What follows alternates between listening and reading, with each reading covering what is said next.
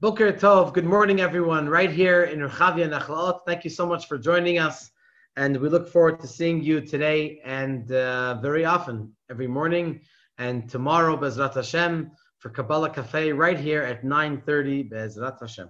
Okay, so yesterday and the day before, we learned about the relationship between the deliverer and the receiver, the Rav and the Talmud, the teacher and the student. The relationship is as follows, that the teacher tries to give everything over to the student, all the details of the Talmud or whatever the Tanya, whatever the teaching is, but at the same time, he has to conceal the essence of the teaching into the package of how he teaches, whether it's through metaphors or through details and being specific in the words that he uses, in order that the student should not be lost by the depth of the teaching and should be able to follow the teaching the way it's supposed to be. So in the last lesson, we learned about the difference between Or Yashar and Or Choser. Or Yashar is a straight light. The light may not be as strong, as intense, but nevertheless, it's something which is powerful and it's something which is able to be received. On the other hand, the Or Choser is more powerful than the Or Yashar, and it's unable to be received in a direct way. So the best way to do that is through Choser, that the light rebounds or reflects off another surface, and then the message that you receive, the light that you receive, is not the original one, but in depth, it's really a much stronger one. You're not seeing the light itself. So eventually, hopefully, through trying to focus on the light, trying to reveal the essence and the depth, hopefully a person will be able to receive as much as possible of the essence of the light. But Or Yashar is more direct. And so in the contrast between the teacher and the student, for the teacher, this is all Or Yashar. The teacher teaches and gives over information. But on the other hand, for the student, it's called Or Choser, because that light that the teacher has, for the teacher, for the teacher, it's relatively simple, straightforward, because he has the ideas in his mind. But for the student that may not be accustomed and aware in the deeper teachings of the teacher, so the student, for him, it might be Or Choser. It might be way too deep for the person to understand the concept himself. Therefore, in order to be able to deliver and give over the concept to the student, the teacher has to package and envelope the deeper concepts into simpler words. So for the student, it's called Or Choser. Let's see it inside, pretty much in the middle of page Nun, if you have the original text. Ella she'etel hamashpia, for the teacher who's delivering the concept, who b'chinat Or Yashar. It's Or Yashar. This concept is pretty straightforward. For him, it's not a deep concept. The teacher has other things that in his realm, in his world, so to speak, for his ability, there are other deeper concepts that are Or Choser, that are so deep, and the only way for him to understand them is through rebounding of the light off other surfaces. And then he has to accomplish that his Or Choser should be Or Yashar. It should be direct and should be able to relate to it better. But in the beginning, for him, it's definitely Or Choser, no question. Now that he's teaching others, so these concepts that for him is Or Yashar, for the students, Or Choser. The teacher knows in the beginning, even while he's giving over the metaphor, the teacher knows the depth of the analogy. And he continues and draws it down and encloses it into the metaphor. Through that, it becomes clearer in his own mind. However, when you look from the perspective of the receiver, that's on the level of or choser, the rebounding light. That through the metaphor, and so too through the external part of the seichel, hanishpalo, which has been delivered to him through the teacher, the student comes to the depth, inner kavana. From all this, all of these analogies is understood that how the ability to conceal and condense that the mashpia, the deliverer, has, the fact that he condenses and dilutes and covers over the essence of his mind, in shorter ways, and in metaphors, and so on. Here's the punchline of this whole Maamar.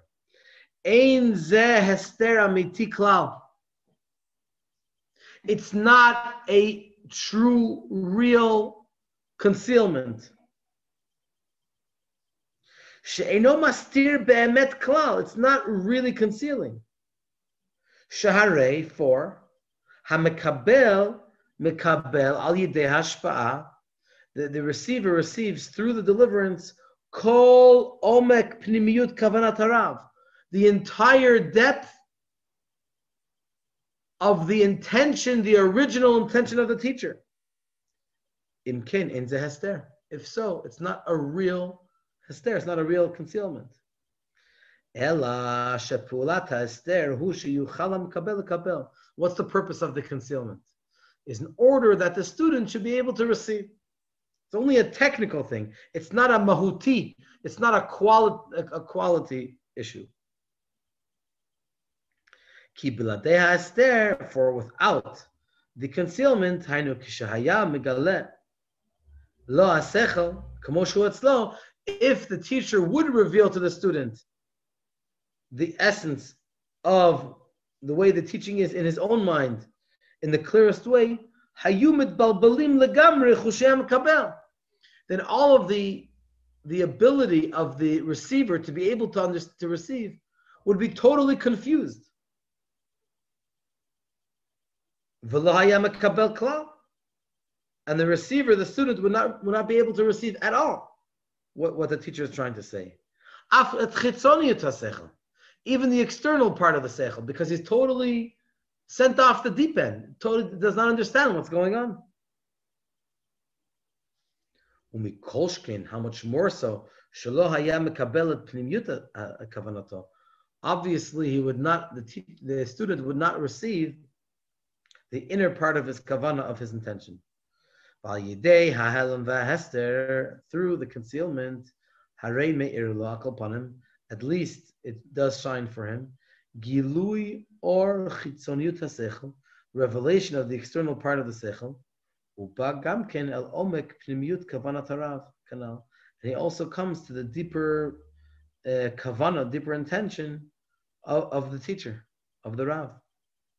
V'nimtza, and what comes out of all of this?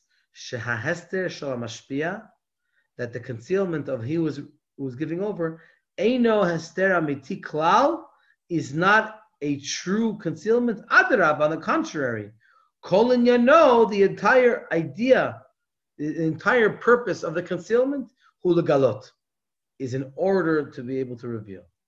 V'hainu, and that means mashamevi ora sechel shel mashpia gam pnimiut v'atzmiut chochmato l'makom namuch harbe yoter, that the teacher is able to bring the essence of his thought into a much lower level.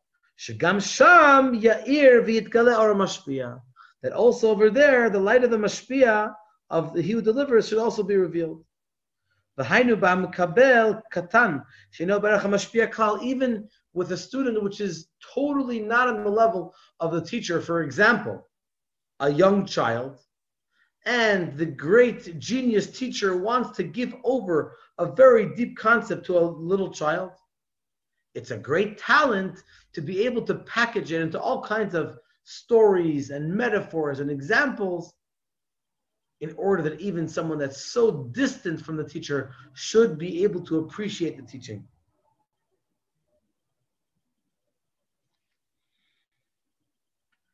Gamhu yavin. Also, he should understand the asig and should be able to grasp Ora mashpia, the light of the mashpia of the deliverer. Gam omek pnimut atzmiut chachmato, also the greatest essence. V'nimtza, what do we see over here? Be'emet ein ze helen v'hester klal. Excuse me, please.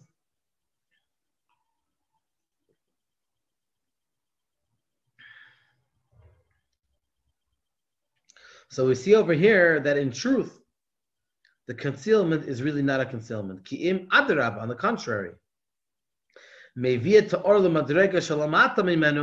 Is through the concealment is bringing the light to a lower level than him. Isn't this beautiful? You see how the Rebbe Rashab speaks is so explanatory and explains it and goes over and chews it over and explains. Really, this is a concept that every Rebbe talks about, but the way the Rebbe Rashab talks about it, Rabbi Shalom Dovber, it's such a pleasure to learn and to be able to understand these amazingly deep concepts. Now we're getting back to the subject of the name of Havaya and the name of Elokim. Don't forget, the original question that we asked was, how can we say that Havaya and Elokim are all one? That the name of Havaya, the name of Hashem, Yud and Hey and Vav and Hey, is exactly the same as the name of Elokim. Now we're going to continue towards the bottom, about 6 lines from the bottom of page 9.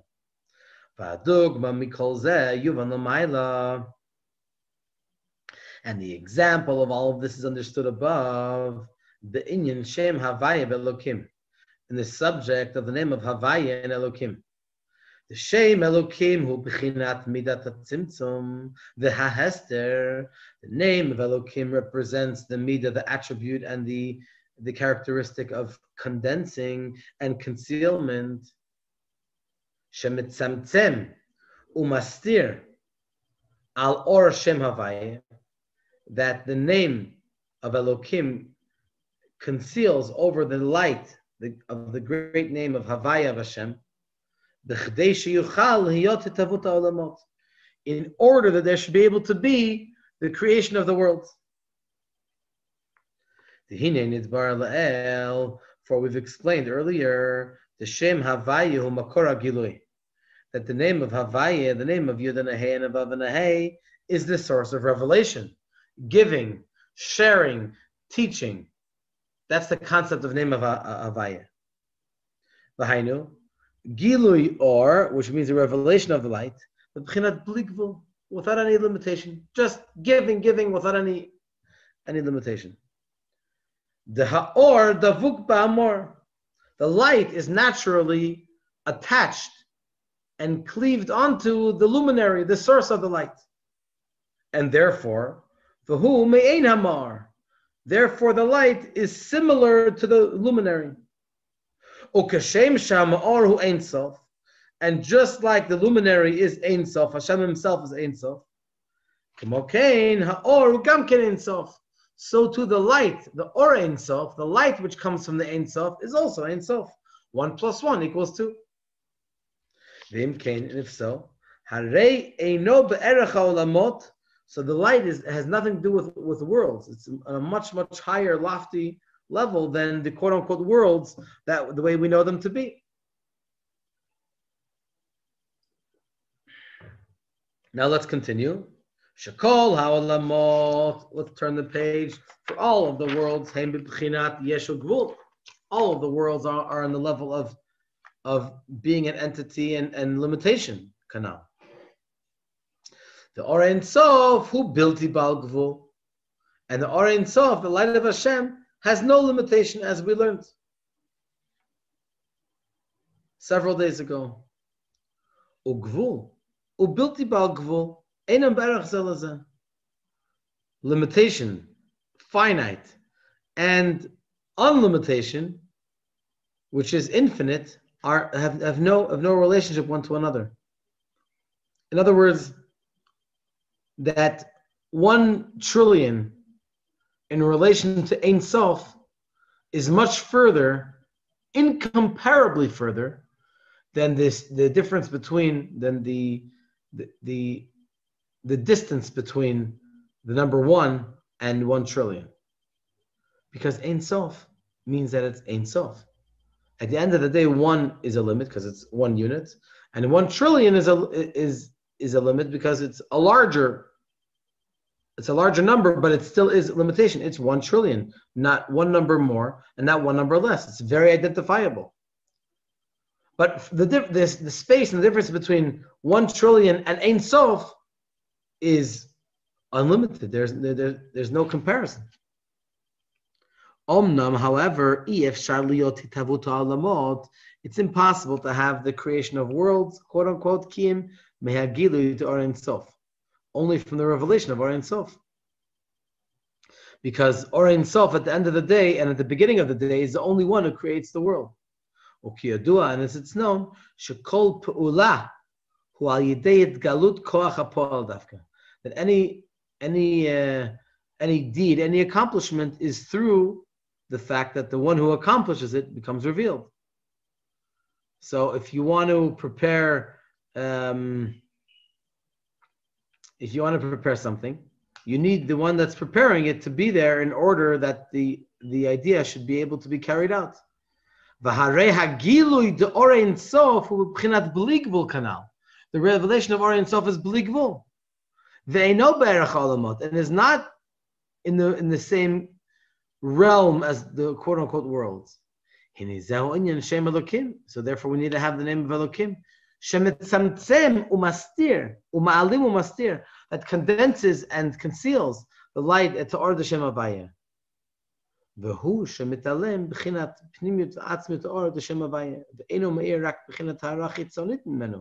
So therefore we have to conceal the essence of the light, and all we can reveal is only an external shine from there. The ha'arazu, and this shine, mitla beshet, becomes enclosed, bakelim the eser sfirot d'atzilut, in the vessels, in the tools of the 10 sfirot of atzilut. B'bchinat hitchalkut chachma v'chesed, dividing up, each one has its own realm.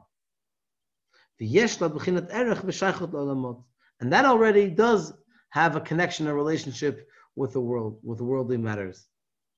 It's just like the example that we said earlier,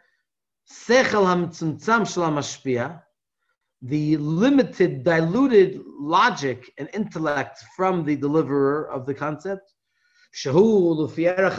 that's according to the realm of the receiver, and only afterwards, al yidei chitzoniyut hakelim, through the external part of the kelim, v'al yidei parsam afseket ben atzilut l'biyah, through the different levels of tzimtzum, of concealment and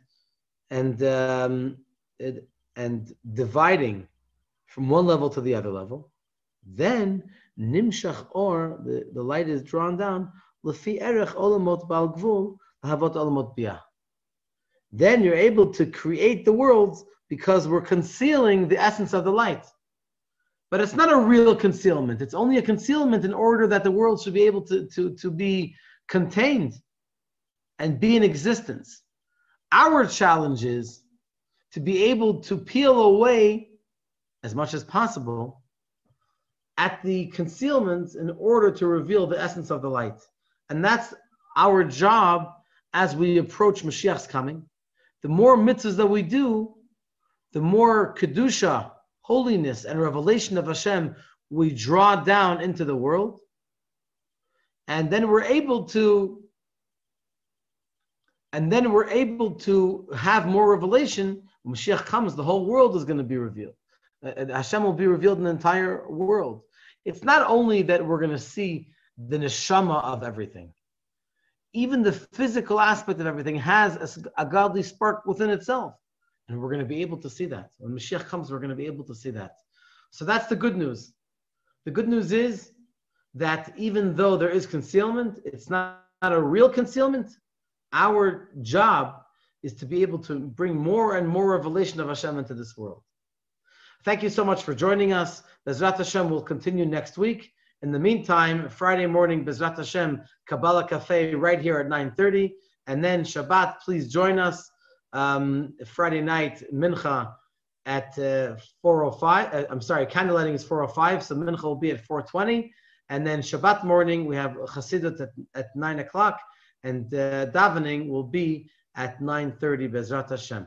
All the best. Thank you so much for joining us. Be well.